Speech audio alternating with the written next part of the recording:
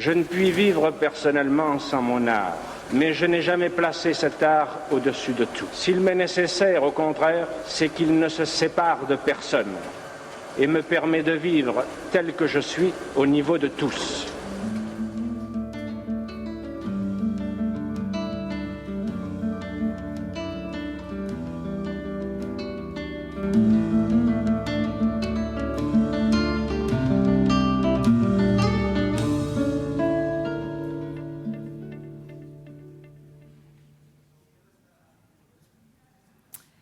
Bueno, pues buenos días de nuevo y estamos ya para poder estar en este nuevo momento, ¿no?, de alegría de poder anunciar a nuestro ganador o ganadora del tercer Premio Mediterráneo Albert Camus, un premio que nació en 2018 y que busca justamente homenajear la trayectoria de una persona cuya obra pues desvele los retos contemporáneos, reconociendo pues la vida y la obra o de un creador o de una creadora o de un pensador o de una pensadora contemporánea que sean testigos y actores de su tiempo, como lo fue Albert Camus.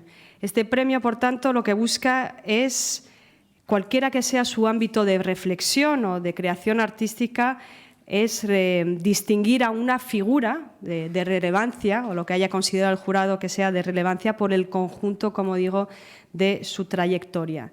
En 2018, cuando creamos este premio, el primer premio fue a Mona Hatoum y en 2020 fue al pensador francés Edgar Morin. Es un premio único que se entrega a una sola persona y que puede haberse desarrollado, como lo habéis visto brevemente en el vídeo, en las siguientes disciplinas. Puede pertenecer a las artes plásticas, visuales, a la música, evidentemente a la literatura, pero también al pensamiento y al periodismo. Este año están con nosotros nuestro jurado, que antes os pedía aplaudir y a quien voy a pedir que suba aquí conmigo. Ha sido presidido por Judith Carrera, actual directora del CCCB, y está formado por Anne Proutot, la presidenta de la Sociedad de Estudios Camusianos, Laura Fernández, escritora y periodista, Ahmed Ghazali, dramaturgo, y Elia Suleiman, cineasta de Palestina.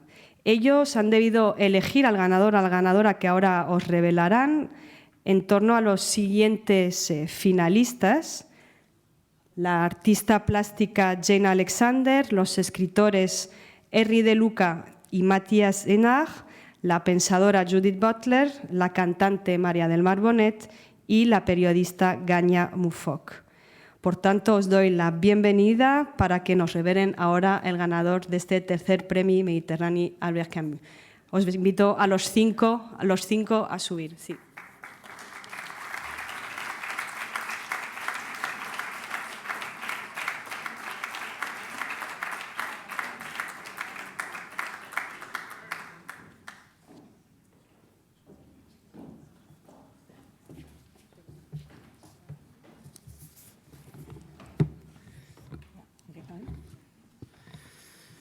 Buen día, muchísimas gracias por la... Buenos días, muchas gracias por su asistencia. Gracias a los organizadores por invitarnos a participar en este premio prestigioso. Es un honor para mí estar acompañada de personas queridas y muy admiradas por mí. Ahora el acta del jurado del tercer Premio Mediterráneo Albert Camus, reunidos en Menorca, 13 de mayo del 2022.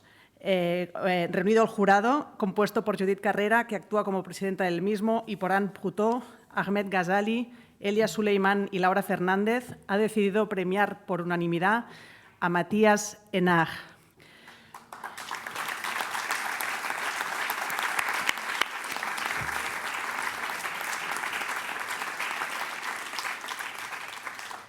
Por su incansable búsqueda, su exploración permanente a través de la literatura de aquello que nos une como seres humanos, por ser una voz repleta de voces, culturas y tiempos que mediante la ficción alimenta un humanismo universal.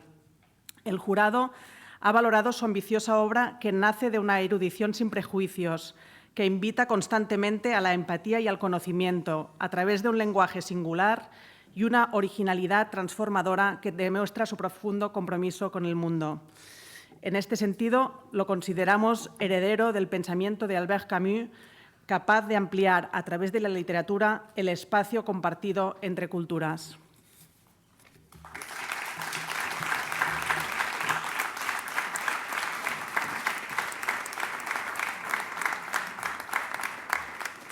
Pues en un principio está con nosotros Matías.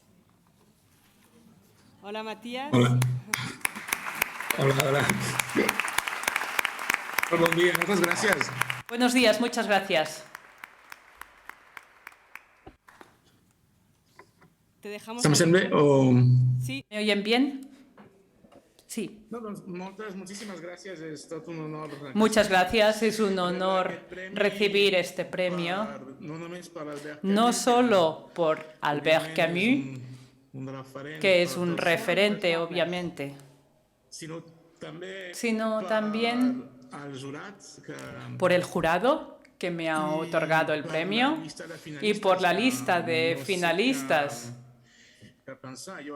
No sé qué pensar. Yo habría votado a María del Mar Bonet, pero esto es otra historia, es algo personal. Es un reconocimiento que une dos cosas que para mí son muy importantes. El Mediterráneo, que forma parte de mi vida, y la literatura. Y la personalidad de Albert Camus.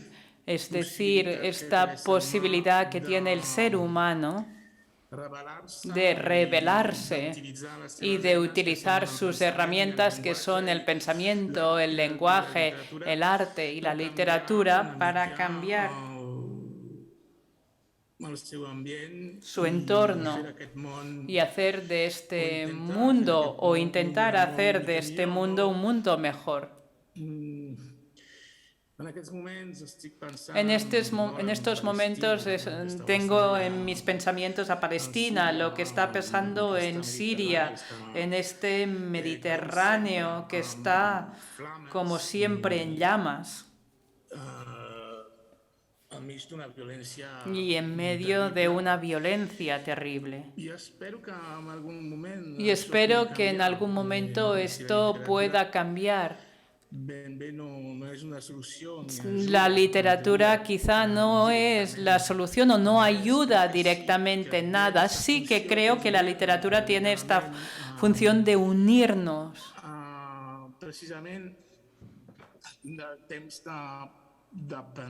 Justamente nos ayuda a pensar más en la posibilidad de un mundo mejor, no solo describir lo que está pasando ahora, mostrar la solidaridad artística, literaria, política para con las víctimas y también la posibilidad de imaginar un futuro mejor. Muchas gracias por el premio. Es no solo un gran honor para mí, sino que me va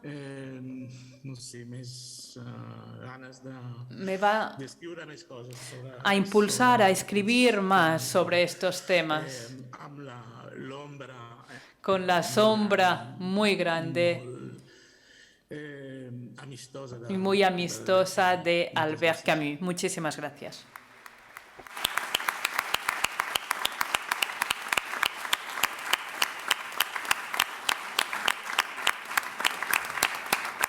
Muchísimas gracias a ti y sentimos no tenerte físicamente, pero eso, el año que viene, si todo va bien, esperamos que estés con nosotros a finales del mes de abril con nuestro jurado y a compartir tu visión del mundo que tanto necesitamos. Gracias, Matías.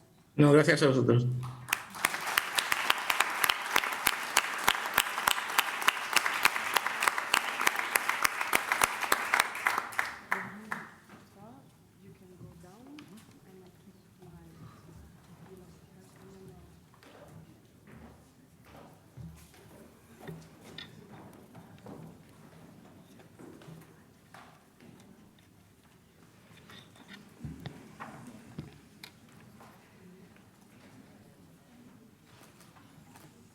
como os anunciaba esta mañana, la idea de esta jornada, ¿no?, era pues no solo permitiros conocer quiénes son nuestros dos ganadores, que sin duda pues nos van a acompañar a lo largo de un año con respecto a Matías y Rehab durante 2 años, es decir, son 2 premios que también nos permiten trabajar juntos para poner en marcha también nuevas ideas y nuevos proyectos. Y sin duda el anuncio de estos 2 premios yo creo que nos permiten vislumbrar que a pesar de lo que ocurre en el mundo, siga habiendo artistas, siga habiendo creadores, siga habiendo personas que, como Camus decían, se obligan a entender en vez de juzgar. Para Camus, para los que lo sabéis, el artista debe estar constantemente en diálogo con el mundo, con el otro. Es la responsabilidad del artista de intervenir en los asuntos del siglo, como dice, en tanto que hombre, para romper ese silencio y gritar por aquellos que no pueden hablar. El artista, sin duda, debe apoyar en ese combate de la verdad, ¿no? Pues bien, eso es exactamente lo que hemos querido preguntar a 2 de nuestros miembros del jurado, a Judith Carrera, que en tanto que directora del Centro de Cultura Contemporánea de Barcelona, es decir, un centro sin duda de referencia también del pensamiento, del intercambio, de la producción cultural, y por otro lado a Ahmed Ghazali como dramaturgo en esa práctica artística de la dramaturgia. Hemos querido preguntarles esos postulados camusianos, ¿no?, si siguen realmente actuales y si no lo son, si nos sirven realmente hoy. Os dejo entonces con ellos 2 en esta conversación que para los que sois la primera vez en estos encuentros, lo que nos gusta es que haya intercambio, que preguntéis, que debatemos juntos, que para, en fin, ya que hemos conseguido reunirnos, estemos en ese intercambio en el cual, bueno, pues ellos nos van a puntualizar algunas ideas y lo que buscamos, bueno, pues es evidentemente escucharles, pero para enriquecernos luego. Gracias.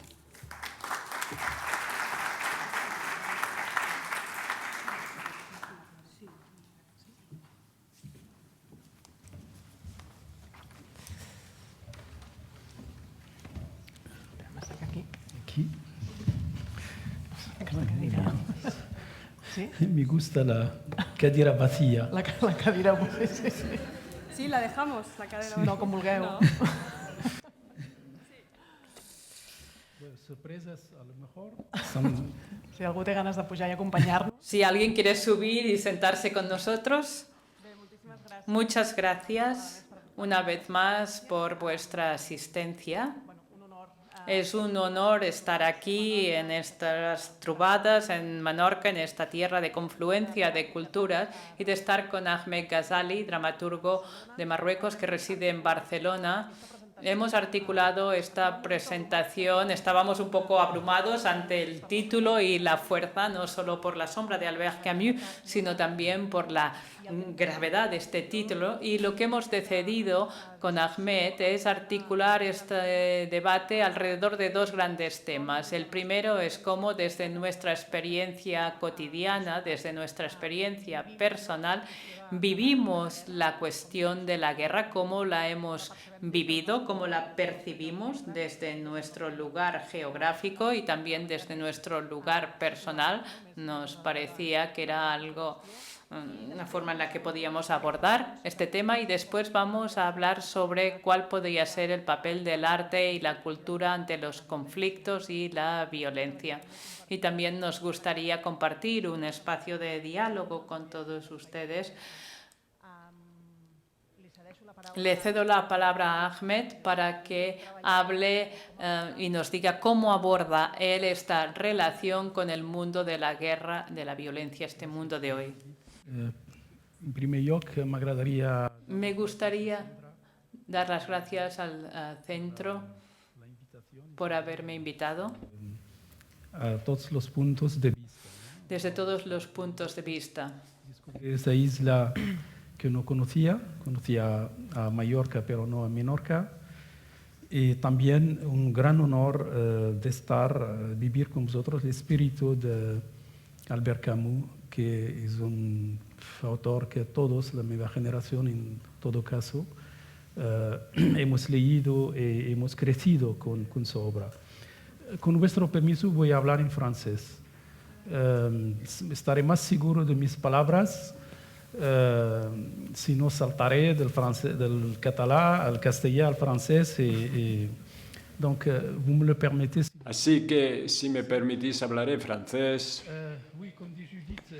Como dice Judith, el título de la conferencia nos ha un poco sacudido. Yo no conozco la guerra, no he vivido la guerra y nadie me la contó tampoco, porque en algunas familias, sabéis, en Marruecos, pues tenemos la experiencia de la guerra de independencia, pero la verdad es que en Marruecos el protectorado francés no fue un gran trauma, y aunque los marroquíes les gusta hablar de gran resistencia y de inflar las cosas, mis padres vivían en una zona rural aislada durante el protectorado y no vivieron gran cosa, así que tampoco me contaron gran cosa.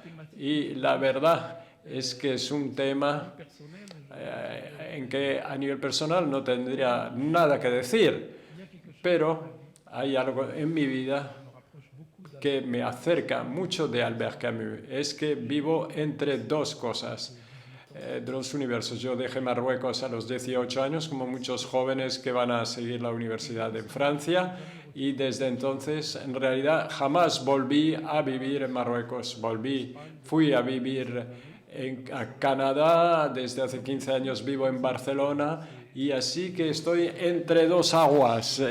Vivo esta realidad de Camus cuando uno tiene una doble pertenencia y que eso le trabaja a uno toda la vida, y uno intenta entender eso, porque uno ve que esta doble pertenencia siempre se presenta como una fuente de crisis, de conflicto, de violencia, mientras que en realidad para mí es una obligación como persona en mi propia vida y también como dramaturgo en mi escritura, tratar de entender, en mi escritura intento entender esto. Y es lo que todas mis obras, mi primera obra tiene lugar en el estrecho de Gibraltar. Siempre busco estos lugares que son entre dos lugares, que no tienen una identidad clara, que se encuentra en una especie de no man's land. Y la historia que intento contar a partir de un hecho real, en 1990, una barca de clandestinos africanos se hunde en el estrecho de Gibraltar, y eso era en junio, en mitad de la noche, y un barco ruso pasa por ahí, intentó salvar a algunas personas. Hubo un sobreviviente, los demás son cadáveres, y a partir de ahí el barco ruso intenta contactar los puertos vecinos para decir, bueno, venid a buscar los cuerpos porque nosotros tenemos que seguir nuestros mecanismos. ¿Y sabéis cuáles son los puertos vecinos? Marruecos, Gibraltar y España. Y nadie quería venir. Cada uno decía, pues ve con el otro. Nadie se hacía cargo. Y me identificaba con estos clandestinos, estos cuerpos en el puente de este barco ruso, y me imaginé lo que podía pasar en este barco.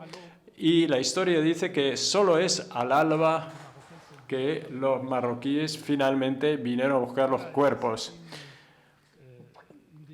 Bien, es una de las primeras historias que escribí, que fue puesta en escena por Boisvet en Montreal y también en Europa.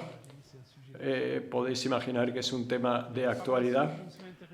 Más tarde me interesé en la inmigración subsahariana.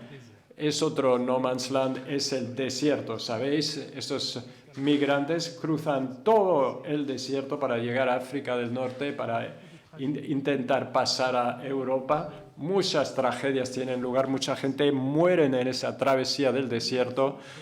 Y quería también dar la palabra a este lugar mítico. Y en Marruecos, los turistas, los que les gusta el desierto, hay una pancarta muy célebre que dice Tombuctú, 52 días a camello. El hecho es que nuestros ancestros, cuando cruzaban Sahara, habían calculado que desde Zagora, que es el último pequeño pueblo antes de las dunas del Sahara, pues se necesitaba 52 días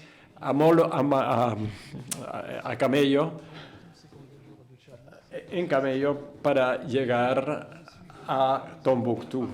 Y quise dar la palabra a esta pancarta, que fuera esa pancarta que hablara, que contara todo lo que pasó en ese desierto, desde el comercio transsahariano.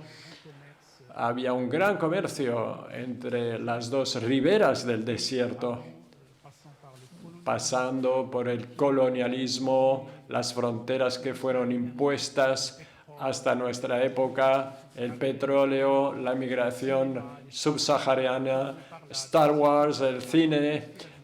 La pancarta cuenta todo lo que ha vivido. Me pareció muy interesante dar la palabra a esto. Y también puedo hablar de otro de mis textos, El cielo es demasiado bajo. Eso se desarrolla en un avión. Quería tratar de un tema aún más doloroso, que es el terrorismo. El terrorismo que nos ha afectado mucho en Europa y en otros lugares del mundo. Los atentados, hubieron años donde habían varios atentados, se pasaban cosas, e quería entender este fenómeno y ponerlo en escena. Es un mallorquí, el director Josep Peraperio, de Pollença, de Mallorca, que lo ha puesto en escena, este texto, hizo un gran trabajo intentando poner esta obra en escena.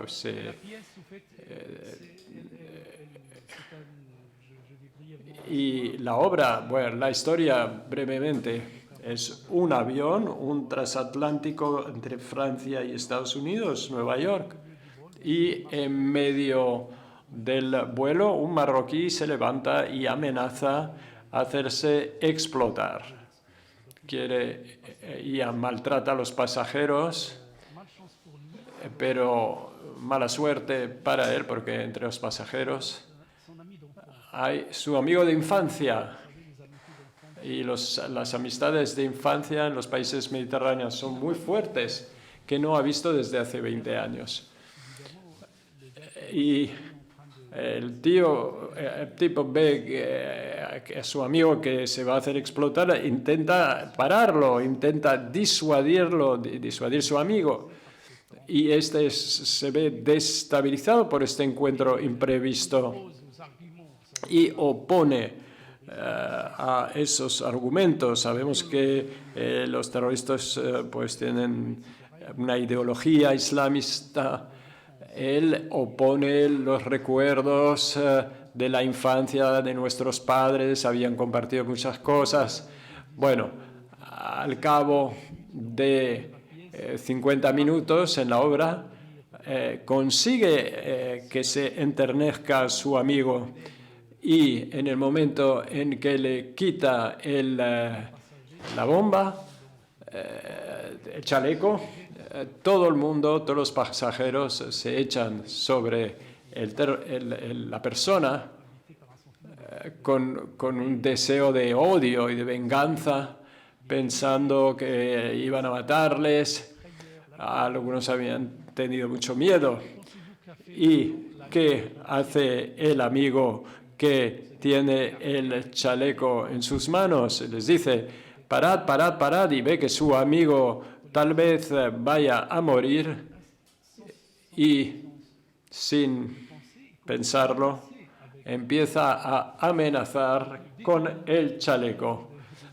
O sea que el giro de la historia es que el amigo que hizo la mediación, que quería salvar la situación, a pesar de él, se encuentra en un gesto instintivo de amenaza. Y el vuelco de la situación es que el comandante se calma y pide a Adele de darle el chaleco. Y ahora duda, porque su amigo le dice, ya ves, no se puede, no puedes confiar en los occidentales, vas a ir a Guantánamo. Y Adele empieza a dudar, ¿qué voy a hacer? ¿Qué hago? Y mientras tanto el avión llega al espacio aéreo Estados Unidos. ¿Y qué hacen los americanos? Pues envían a los cazabombarderos porque no quieren otro 11 de septiembre y aquí se acaba la obra. Sabemos que habrán muertos y explosiones. ¿Quién lo va a hacer? ¿Por qué? ¿Cómo? Pues dejo al espectador decidir. Bueno, para que después en las discusiones la gente dice, pues seguro que son los americanos, no, seguro que es el otro. Y dejo al público debatir. Yo lo que quería mostrar era demostrar cómo la violencia, si no se controla a tiempo, pues pasa de uno a otro. Teníamos un terrorista, el otro que era un mediador se encuentra amenazado y la amenaza es aún mayor, viene del exterior ahora.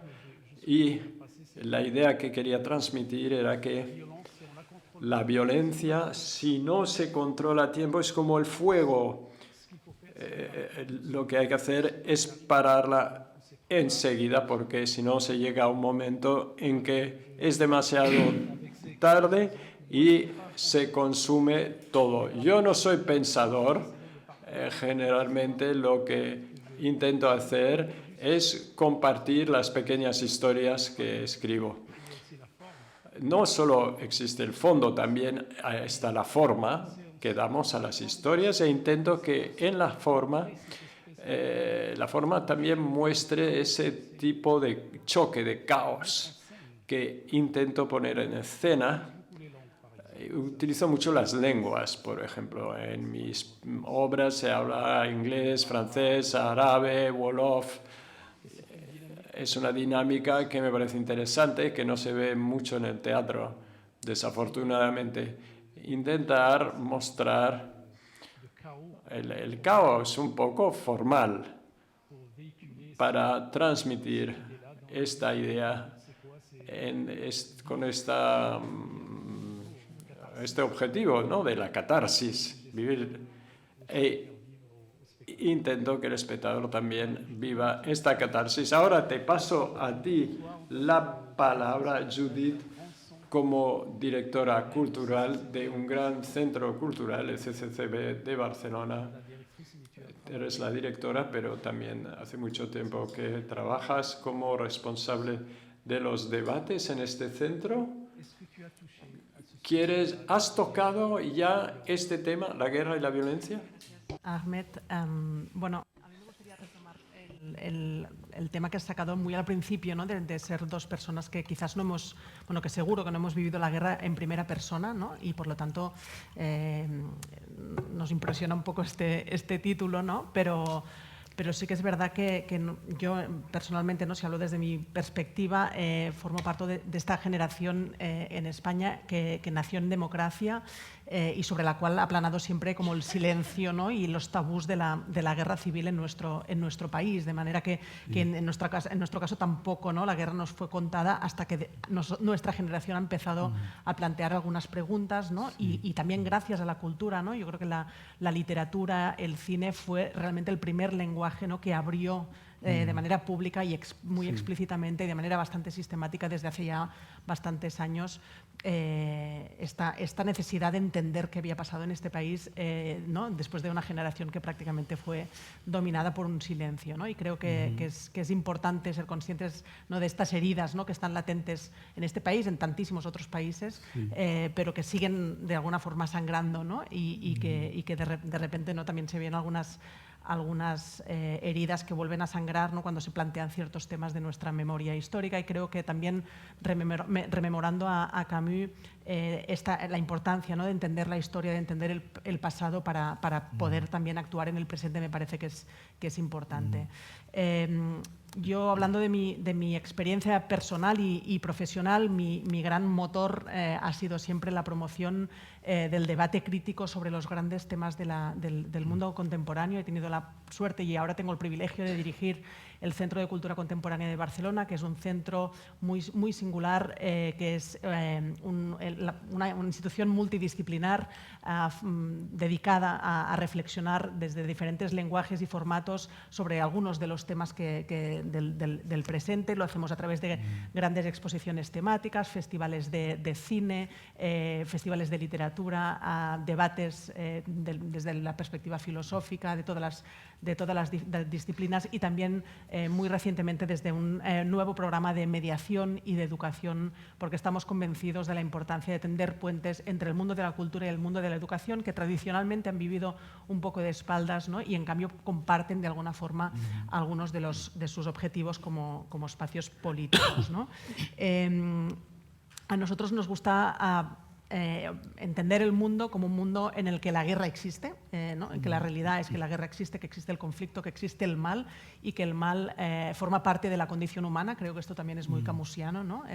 Más bien, ¿no?, que no pensar en esta cosa como bien sonante, pero de que la bondad existe, pero también existe en convivencia con el mal. Y sí que partimos de un compromiso absoluto y una confianza absoluta en la cultura como un espacio de promoción de la imaginación de otro mundo posible, ¿no? O sea, para mí y para todo el equipo del CCB, la cultura es fundamentalmente un instrumento para dar sentido al hecho de vivir juntos, ¿no? Vivimos juntos, ¿no? Las sociedades están compuestas por personas muy diferentes, ¿no? Y necesitamos, ¿no?, un hilo de unión o al menos de coexistencia pacífica entre diferentes.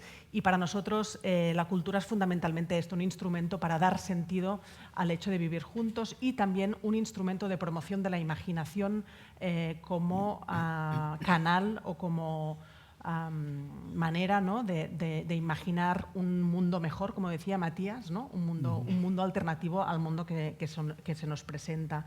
Para mí la cultura también tiene una función en última instancia política, ¿no?, que es la función como decía, ¿no?, de promover el debate crítico como una forma de defender los principios de la democracia, ¿no? Un debate crítico entre personas diferentes. Creo que en el mundo actual nos faltan espacios, ¿no?, para un debate reposado, un debate crítico que permita contraponer visiones un poco diferentes. Y en esta mirada también filosófica o política que tenemos de la cultura, para nosotros también es el hecho de tener espacios presenciales en los que se pueda crear comunidad, ¿no? El hecho de que haya gente que se pueda encontrar, gente diferente que se pueda encontrar en un lugar físico, ¿no? Para nosotros esta dimensión enraizada en un territorio, en una ciudad concreta, en este caso estamos hablando del barrio del Raval, de la ciudad de Barcelona, ¿no?, en la que necesitamos espacios públicos, ¿no?, espacios públicos que pueden ser las plazas, pueden ser las calles, pueden ser las escuelas, los mercados, los frentes marítimos, pero también los espacios culturales son esencialmente espacios públicos en el sentido de ser espacios donde gente diferente puede encontrarse, ¿no? Y esta es como nuestra mirada última, ¿no? Y pensamos que en estos momentos, después de una pandemia de 2 años que ha relegado a la gente, ¿no?, en sus espacios privados, que también el mundo digital, ¿no?, nos ha visto proliferar, ¿no?, las burbujas digitales, ¿no?, que lo único que hacen es confirmarnos, ¿no?, en nuestras pequeñas comunidades, ¿no?, reafirmar nuestra opinión preexistente, ¿no?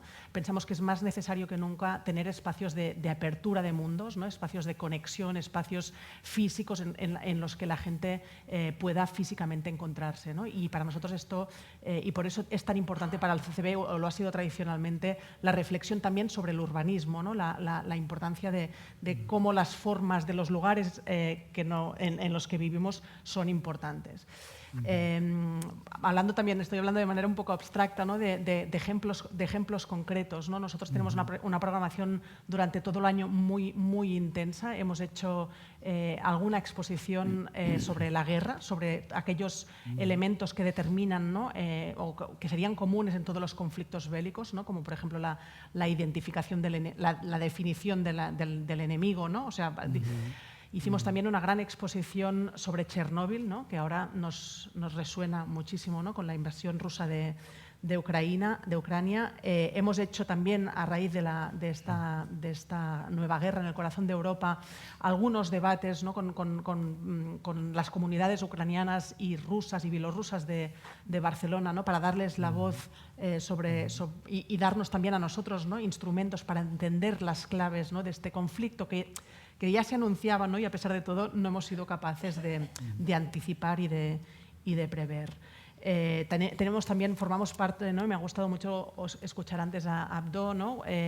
Formamos parte de una red internacional que se llama Artists at Risk, que es una red de solidaridad entre artistas de diferentes disciplinas que tienen que huir de sus respectivos países. Intentamos también ofrecer nuestro espacio, el CCB, como un espacio de hospitalidad, un lugar, una especie de refugio, ¿no? En el que artistas de diferentes países en conflicto puedan encontrarse, ¿no? Esta es como una reacciones, ¿no? a espacios de conflicto realmente existentes, ¿no? Desde programas muy pragmáticos, ¿no? De dar apoyo a artistas y creadores de diferentes disciplinas, a dar elementos a nuestro público general para entender cuáles son las razones o las diferentes dimensiones de la guerra, ¿no? Pero también nos gusta, también un poco en la línea de Camus y de la obra de Matías Enart y todo lo que nosotros destacábamos, ¿no? de su trabajo, fomentar la reflexión sobre el entre culturas, ¿no? Estos espacios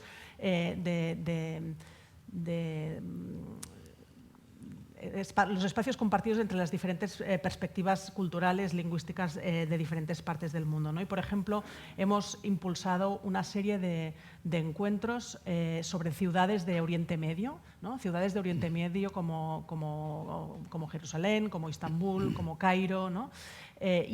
Intentar presentarlas desde otra perspectiva que no sea la que solemos ver en los medios de comunicación, que siempre suelen ser a través de la guerra, ¿no? Del conflicto, ¿no? De los extremismos, ¿no? Entonces, enseñar cuál es la historia, la vida cultural, ¿no? Dar la voz a artistas y creadores de estas ciudades de origen, ¿no? Con lo cual, hacemos digamos, un trabajo reactivo, ¿no? Para entender, ¿no? Las urgencias del mundo contemporáneo, pero hacemos durante todo el año un trabajo muy, muy, muy a fondo, ¿no? de ser conscientes, ¿no? de todo aquello que nos une a pesar de todas las diferencias. Y me gustaría también destacar esta vocación de ser puente, ¿no? De ser puente entre las culturas más, ¿no? entre la cultura más local, entre la vida cultural de la ciudad de Barcelona, de Cataluña, de España en general, y también la capacidad de apertura al mundo, ¿no? Este diálogo, ¿no? entre el mundo y Barcelona para nosotros es fundamental, y nos gusta imaginar que el CCB es fundamentalmente un espacio de puente y de diálogo, ¿no? Porque partimos de esta idea de interdependencia entre las diferentes partes del mundo, ¿no? Entonces, este es un poco el lugar desde el que yo trabajo, el lugar desde el que yo abordo esta cuestión. Bien, bien. A lo mejor, peut-être vous êtes plus optimiste. Quizá usted pueda ser más optimista que yo. Yo personalmente he oído varias veces la palabra diálogo. Para mí es una palabra, un término que quizás no vaya a encontrar mucho en mis obras. Es sobre todo el choque, porque pienso que existe un choque y la mejor forma es el ponerlo en escena, de adelantarlo para poder entender y para que cada cual pueda también liberarse de sus demonios, de sus prejuicios.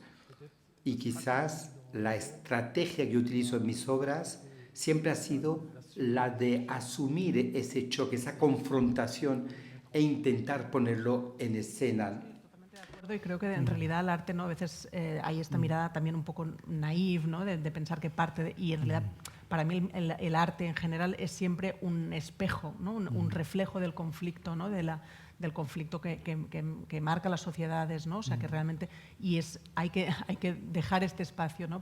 Realmente para que sea un reflejo del conflicto que determina las diferentes sociedades. Oui. Qu'est-ce que vous pourriez dire? ¿Qué podría usted comentar respecto al papel? ¿Es el papel de la cultura o de la creación en general artística? ¿Qué podría ser el arte y la cultura contra la guerra, de forma general? Bueno, yo creo que pedir al arte una responsabilidad mayor, ¿no? A la que tenemos todos los seres humanos es quizás probablemente un poco injusto y sobredimensionado, ¿no? Oui. Pero sí que para mí el arte es siempre un precursor, ha sido siempre, ¿no? Un precursor de otras formas de imaginación, ¿no? O sea, es realmente la capacidad de vivir en otra época, ¿no? A través de la ficción, de la literatura, del cine, del teatro, ¿no? Es esta capacidad de ponernos en la piel de otra persona, ¿no? En la piel de otro lugar, en la piel de otro momento histórico, ¿no? Y para mí es un trabajo de fondo, ¿no? Es de promover esta idea este ejercicio de imaginación, de empatía, ¿no? Que es tan necesario para luchar contra el conflicto y contra la guerra, ¿no? Una vez la guerra ha estallado, digamos, yo no sé si el arte puede resolver, ¿no? Yo creo que es exagerado pedirle al arte una responsabilidad mayor, pero sí que yo confío, ¿no? No sé si soy optimista o pesimista, creo que el mundo está fatal y que realmente ¿no? La evolución del mundo es realmente muy preocupante, pero como decía Camus, ¿no? Decía, la verdadera generosidad con el porvenir consiste en darlo todo en el presente, ¿no? Entonces, mientras estemos aquí, yo creo que lo que tenemos que hacer es comprometernos con el presente y contribuir cada uno desde su espacio, desde su lenguaje, desde sus propias capacidades, desde su lugar a esto, ¿no? A generar un espacio de construcción de un futuro diferente. Oui, moi je pense que pour ajouter à ce que tu viens de dire, Yo pienso que para añadir lo que acabas de comentar, si algo puede hacer el arte y la cultura es tener un poco de retroceso. Yo me parece que es muy triste que en el mundo, cuando ocurre algo, los artistas y los escritores rápidamente toman posiciones, lo vemos en la televisión, en los debates, ¿verdad? Cuando me parece que el artista lo que puede aportar es tomar un poco de distanciarse y quizá explicarnos las razones profundas de la guerra. Hay algo que me marcó mucho en ese sentido, es Ferdinand Céline, obviamente era un antisemita, un racista, un misántropo, lo pagó muy caro porque sigue siendo un autor desconocido y todo el mundo dice que es el mayor escritor del siglo XX de Francia y de Europa, pero Céline nos hizo un gran favor, sobre todo con su obra Viaje al final de la noche, donde intentó, o mejor dicho, tuvo una posición frente a la guerra que era completamente sorprendente en su momento. Y me parece que hoy en día aún lo es. Es decir, voy a resumir un poco, si me lo permiten, el pensamiento de la obra de Céline. Y dice que las razones profundas de la guerra no son lo que dicen unos u otros. Cada uno tiene sus argumentos, como es la guerra del lado de los rusos o de los ucranianos. Escucha, uno tiene su argumento, los otros también otros argumentos. Y Céline dice, no. La guerra es que cada cual cree en ese patriotismo estúpido que aceptamos morir por su patria. Y Céline, de forma con mucho valor, decía que ahí estaba el problema y es lo que había que matar si queremos terminar con una guerra. Y no era solo pacifismo lo que decía, iba más allá de ello. Y había páginas maravillosas en su obra y en su libro, donde explicaba cómo temaba mucho más sus propios generales franceses que los alemanes de enfrente, porque decía que había esta locura de ir hacia la muerte hasta el punto que su personaje, en un momento dado, intenta hacerse prisionero por los alemanes porque pensaba que quizás la única forma de poder sobrevivir a la locura de sus generales y ser prisionero de los alemanes porque como soldado francés lo iban a matar seguro. Y lo iban a mandar al matadero, como él decía, este matadero internacional. Y aprendí de Céline esto, es decir, el artista que intenta darnos una luz profunda de la guerra. Y me parece que desde entonces, y se dice que el germen del pensamiento de Céline era de la propia Unión Europea, como los países europeos consiguieron decir, ya está bien, paremos, no más guerra debido a territorio o fronteras, pero seguimos estando ahí y las personas se identifican demasiado al territorio, a las fronteras. Hace algunos siglos se identificaban con la religión y también conocemos todas las guerras de religiones que vivimos porque ser protestante o católico era tan importante que podíamos morir por ello, como una identidad de exclusión, ¿verdad? Hacemos lo mismo hoy en día, pero con los territorios y las naciones. Y esto es lo que yo quería decir. Por lo tanto, quizás el arte tiene por misión quizás liberar un poco liberarse de esta servitud que podemos tener a esos juegos de identidad que crean la guerra. Sí, influencias, ¿no?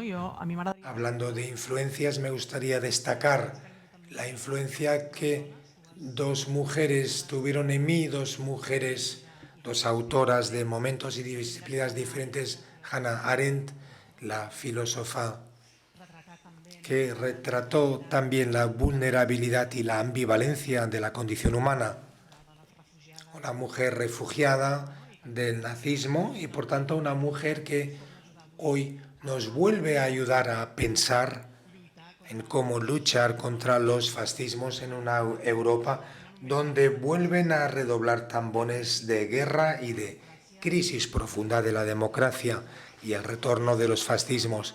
Y la segunda mujer que me gustaría destacar es Svetlana Alexievich, otra premio Nobel que habla de la guerra, pero no desde la mirada tradicionalmente masculina del patriotismo, de los ejércitos, de las recuperaciones del imperio, de este pasado muchas veces inventado como está sucediendo en la guerra de Ucrania, sino desde la cotidianidad, la guerra de las víctimas, que muchas veces son mujeres. Y creo que hoy por hoy la voz de Alexiana Svechevich no está resonando de forma muy cruel en Europa. Reivindica la figura de pensadoras que han reflexionado, como Svetlana, por ejemplo, al servicio de los que sufren la historia, y tenía ganas de rendir homenaje a Svetlana y a tantas otras escritoras silenciadas que no pueden hablar abiertamente de todo lo que está pasando en el caso de Ucrania. Y hablando de influencias, aquí donde estamos hablando, has hablado de la diversidad lingüística en tus obras y a mí me parece que el multilingüismo es también un espacio, es una forma de estar en el mundo actual.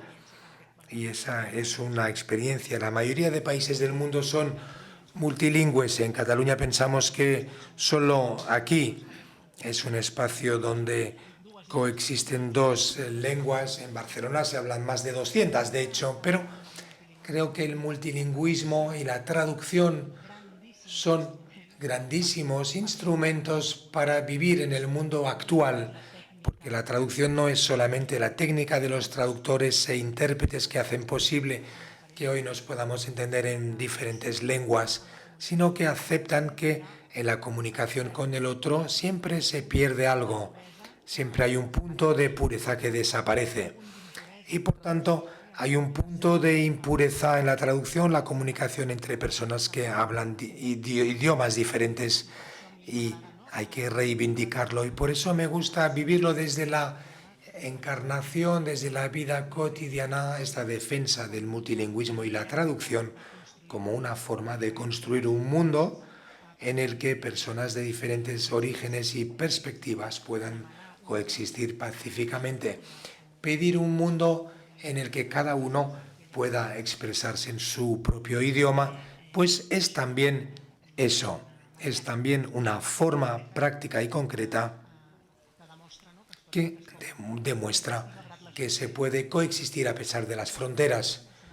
Me parece que nos estamos enrollando un poco, quizás podemos abrir un turno de debate con el público. Hay una pregunta aquí delante, no sé si hace falta algún micro.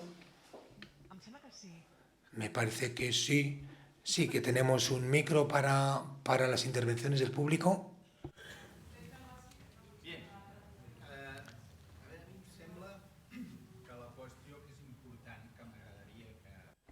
Pediríamos que la persona que está interviniendo utilice el micrófono.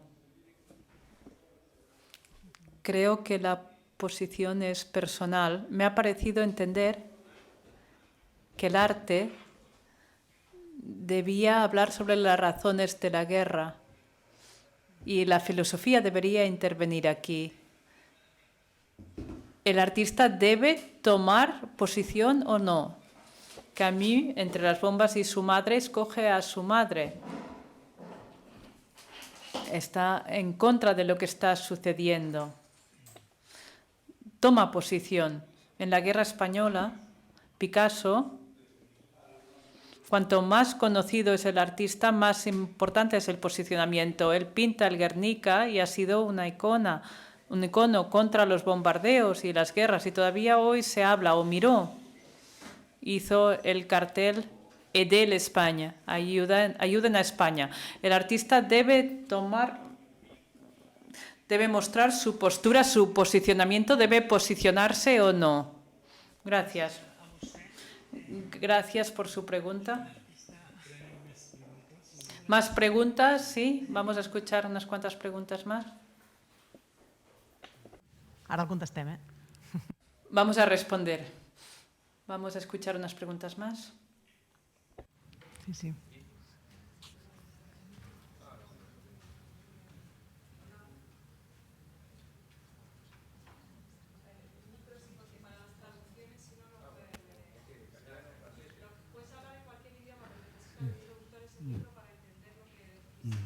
D'accord. Bonjour, monsieur Ghazali. No. Bueno, pues en castellano la pregunta. Ah. Sí.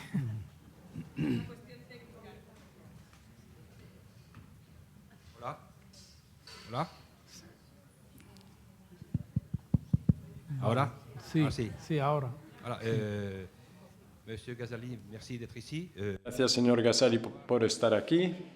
Me gustaría saber cómo un artista debe responder al fanatismo, sea religioso, filosófico, cómo es posible responder. Es decir, si alguien aquí defiende la guerra, es fácil hablar de la guerra cuando uno no está en la guerra, pero una vez uno está dentro de la guerra es más complicado. El mensaje es difícil. Me gusta lo que usted explicó de su obra en el avión, pero hay que saber cómo contestar con música, pintura. No es una teoría, ¿verdad? ¿Cómo se hace? Bueno, bien. Bueno, en realidad las dos preguntas se entrelazan. Por supuesto, el artista puede tomar posición, pero entonces se confunde con el activismo. Claro, cuando hay guerra, tal vez sea la primera reacción, hay que hacer activismo. Pero para mí, si el arte se para ahí, no habrá cumplido con su misión. Me parece que el artista es que más allá de la realidad hay razones profundas de la condición humana. Por ejemplo, las guerras de las religiones. En Europa se acabaron las guerras de religiones y no porque se pusieron de acuerdo, simplemente porque con las luces, la ilustración, ahí los filósofos y los artistas hicieron un esfuerzo fundamental.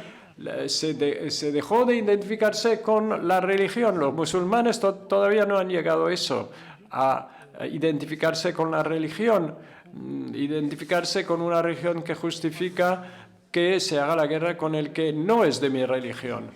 Digo que debemos, los artistas, e incluyo los intelectuales y los filósofos, también no solo la creación artística, entendida desde un punto de vista literal. Hay un esfuerzo a realizar en este sentido. Es como desamortiguar algo que nos empuja hacia esa tensión, en este choque, ¿no? Desactivar la bomba. Es un proceso lento porque es generacional. No es porque un artista dice algo que enseguida se verá la consecuencia. Es un proceso lento, pero en mi opinión es el proceso de la creación artística y de la filosofía. O sea, lo que veo a menudo es que estamos en acción-reacción. La noticia sale, el intelectual debate, toma posición, otra cosa ocurre y se toma posición y cada vez estamos superados por la actualidad. Alguien en la sociedad tiene que tomar distancia y tiene que ayudarnos a controlar lo que nos empuja a hacer la guerra, a ir a la guerra. No es quién de los rusos y los ucranianos tienen razón, es por qué los rusos y los ucranianos van a la guerra. Y para mí la respuesta de Céline me inspira. Va muy lejos. Dice que la única respuesta es la deserción, es la cobardía. Es decir, que la gente se niegue a morir por un territorio o por una patria.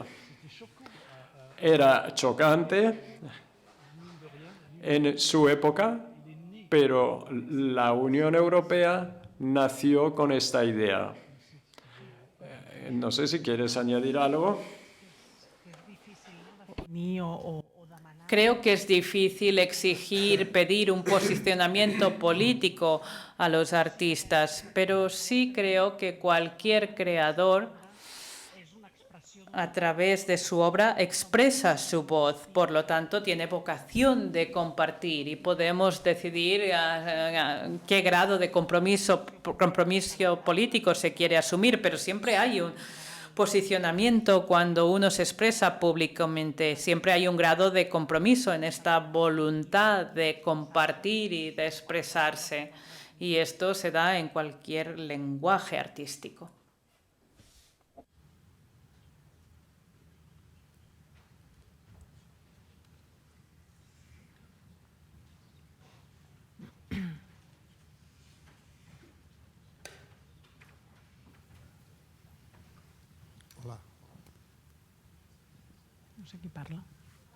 No sé quién está hablando. Hola. Me llamo Anton Soler. No le vemos muy bien. A ver, ¿podemos quizá oírle mejor? Sí. Me llamo Anton Soler y quisiera declararme un pacifista radical. Dicho esto, quizás sabrán ustedes que las acciones de la industria armamentística a partir de la guerra de Ucrania han ido subiendo su valor. La industria armamentística es la industria que más beneficios da en todo el mundo. El presupuesto anual, el presupuesto en armamento es de 2,9 con 12 ceros detrás. 12,9 billones de dólares que gastamos cada año en todo el mundo para que la industria armamentística funcione. Esta industria, para dar beneficios, debe generar guerras, porque si no genera guerras, los productos armamentísticos no tienen salida, no se renuevan. Ustedes sabrán que actualmente hay 36 conflictos bélicos en todo el mundo. Uno de los conflictos que más mata es la guerra de Yemen, que está matando mucho con bombas americanas y armamento español. Y digo esto porque quizá deberíamos ser conscientes del hecho de que en función de cómo invirtamos nuestro dinero, pues bien, los bancos éticos invierten en una industria que da muchos beneficios, pero pienso que el arte, una de las cosas que podría hacer es denunciar la interrelación que existe entre nuestras inversiones y la existencia de conflictos bélicos en el mundo. Es lo que quería decir. Muchas gracias por contextualizar el conflicto bélico en este mundo tan lleno de sangre, con 36 conflictos bélicos. Quisiera aportar una idea, hablando de Alfredo Ajar, que estuvo aquí, y cuando se produjo el genocidio de Ruanda, donde murieron, se supone, 800.000 personas, él hizo un trabajo fantástico. Y en una charla alguien le preguntó, ¿cómo podemos hacer arte a partir de un sufrimiento como este? Yo lo he visto también en el ámbito literario. Algunos autores, ante situaciones trágicas de su vida, dicen la literatura no me sirve porque la realidad es muy potente. Y él dijo, soy artista, si fuera médico podría escoger entre trabajar en una clínica privada o irme al frente. Es decir, no todos los artistas, y lo que quiero decir, todos nosotros nos posicionamos y el artista también, depende de cada uno. Y otra reflexión, decimos el artista en tiempos de guerra. Ahora que tenemos una visión tan general de la historia, por un lado, y esta sensación de presente que nos hace ser conscientes en todo el mundo, ¿cuándo no han existido las guerras? Yo me imagino la guerra como un pequeño demonio que va saltando de un lugar a otro, pero ¿ha existido un momento de paz en el mundo? Quizá debemos suponer o pensar que el punto de partida es quizá la guerra y que hay que luchar contra esto. Debe existir una esperanza, pero no sé si la historia nos demuestra que podemos vivir en tiempos de paz en todo el mundo, que la paz puede existir en todo el mundo.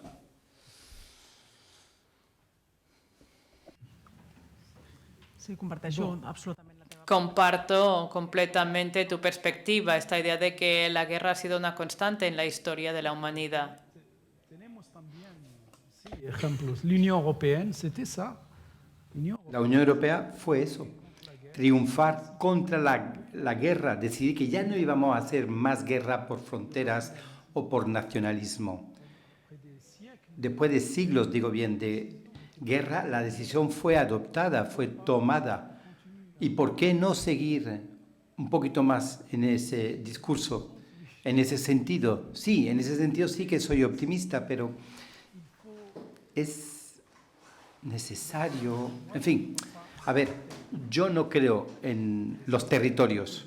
Yo intento evitar claramente y directamente. No tengo fe en los territorios.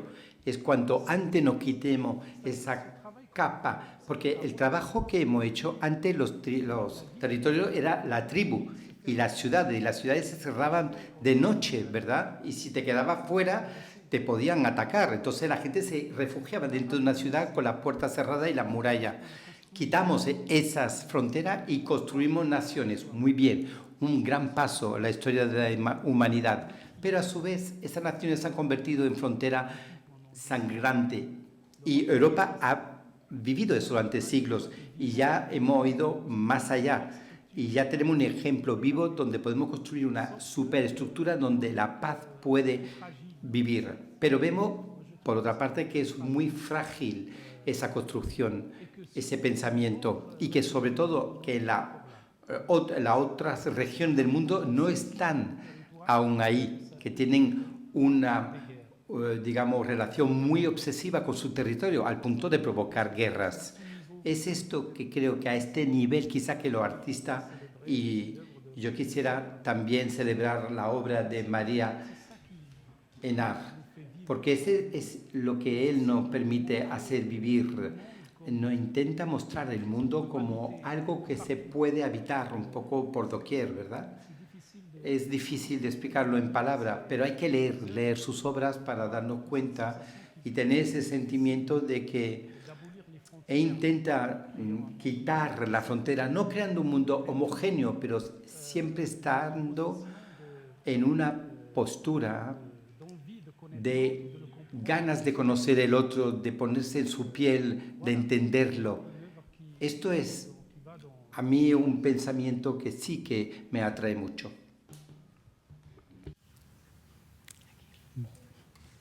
Aquí hay una pregunta. Ay, perdona, no te había visto, perdona.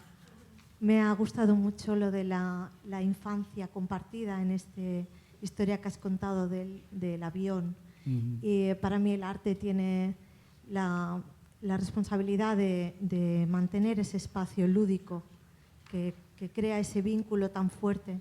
Esos niños que juegan, ¿no? Que van al parque y no conocen al otro y se relacionan sin conocerse, ¿no? Ese espacio, de alguna manera, para mí tiene mucha fuerza.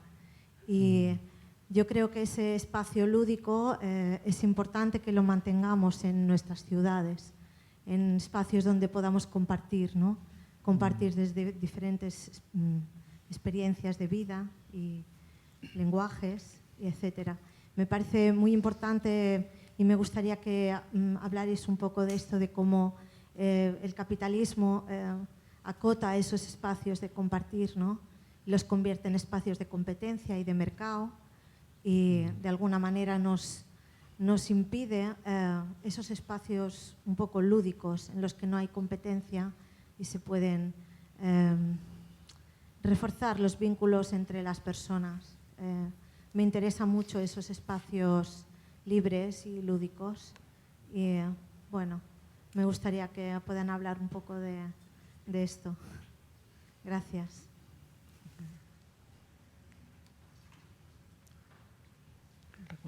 Recogemos ahora la otra pregunta.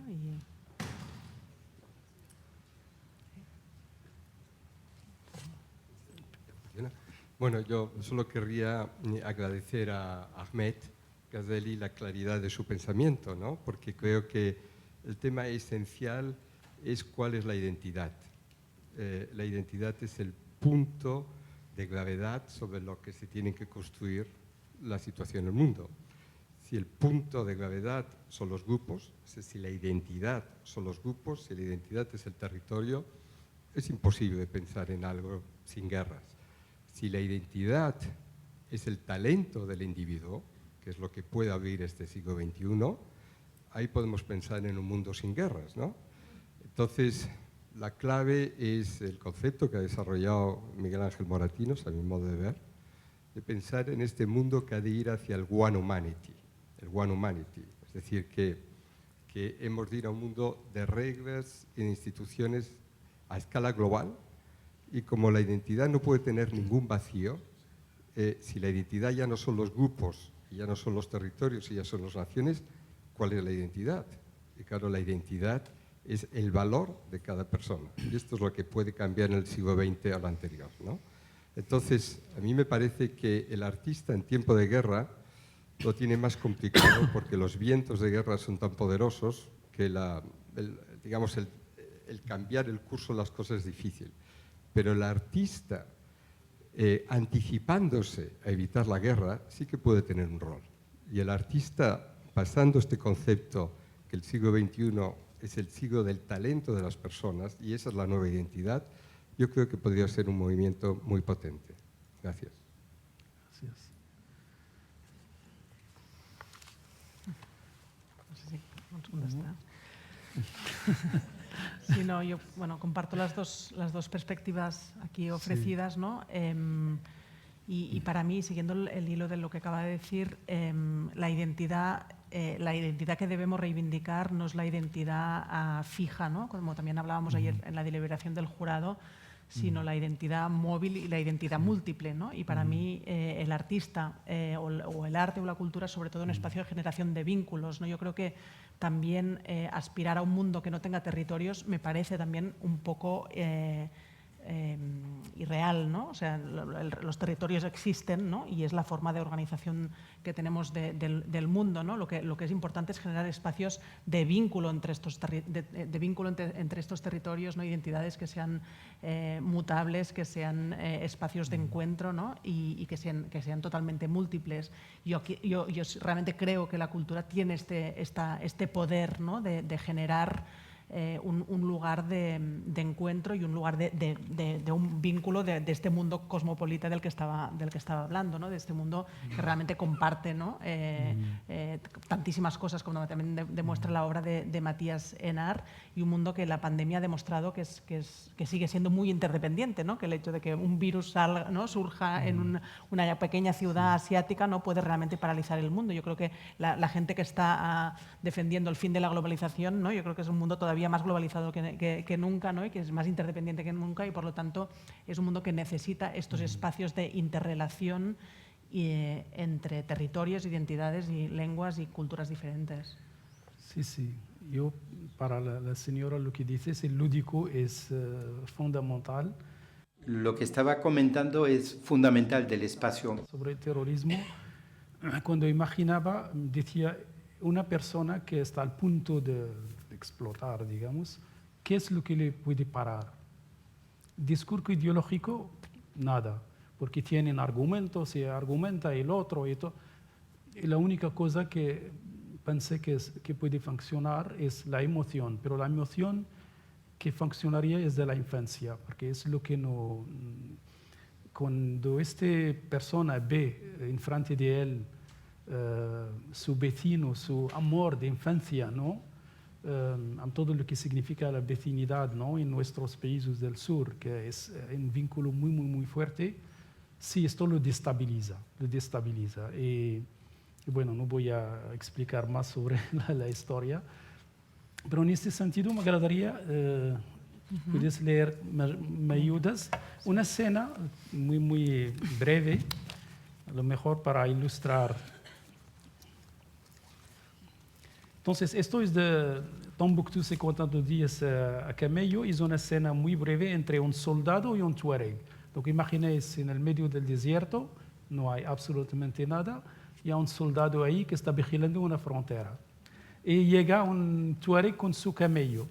Entonces, la escena es entre los dos. Yo hago de tuareg, ¿eh? Tú harás el tuareg. Tuareg. Yo haré el soldado. Su pasaporte. ¿Qué? Su pasaporte, su identidad. Yo cruzo desde siempre, hijo mío.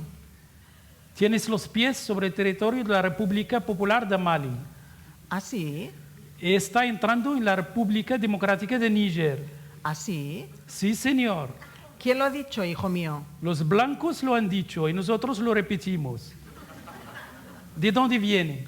De mi tienda. ¿Y dónde está esto? Allí al este. Y mañana, inshallah, estará por este lado al norte. Necesita un visado. Escucha, hijo mío, mis camellos tienen sed. Tengo que abrevarlos. El pozo está allí. Lo veo. Wallah. Yo no soy su hijo. Y el pozo no está ahí. El pozo está en mi país. Así que te vuelves a tu país, buscas la embajada de mi país en tu país, pides un visado de estancia temporal a mi país, motivo abrevar los camellos de tu país en el pozo de mi país.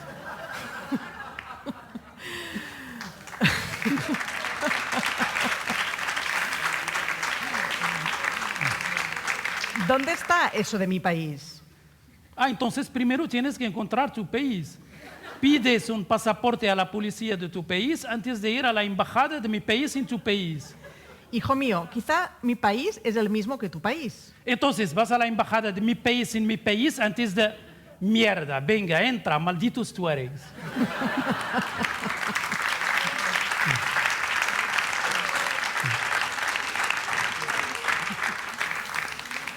Bueno, era una escena para ilustrar yo lo que pienso, ¿no? Lo que el Tuareg hace es no entrar en el juego de identidad, no, es tu país, mi país, sino de romper esta lógica que al final funciona, ¿no? Pero funciona porque es el teatro y la realidad no lo sé. Bueno. ¿Qué te parece, Sandra? ¿Lo dejamos aquí? Vale, sí. Pues nada, muchísimas gracias a todos por la paciencia. Gracias, Ahmed. Vale. Gracias.